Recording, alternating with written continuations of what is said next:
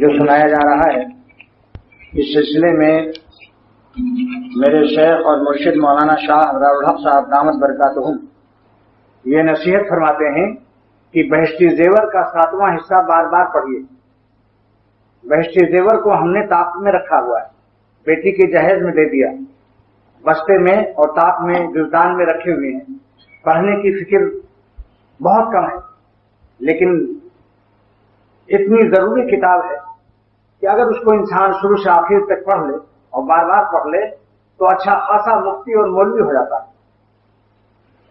تمام مسائل کا علم، دوسرا حصہ پڑھ لیا، نماز کے سارے مسائل کا علم حاصل ہو گیا۔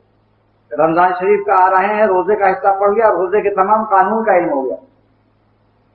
7واں حصہ اصلاح اخلاق کے لیے، جو شخص اپنے اخلاق کی اصلاح کرنا چاہتا ہے اور اخلاص حاصل کرنا چاہتا ہے اس کے لیے 7ویں حصے کا بار بار مطالعہ کا حضرت والا اپنے طالبین کو حکم دیتے ہیں۔ اسی لیے میں بھی یہاں پڑھوا رہا ہوں تاکہ معلوم بھی تو ہو کہ اس کے اندر کیا خزانہ ہے۔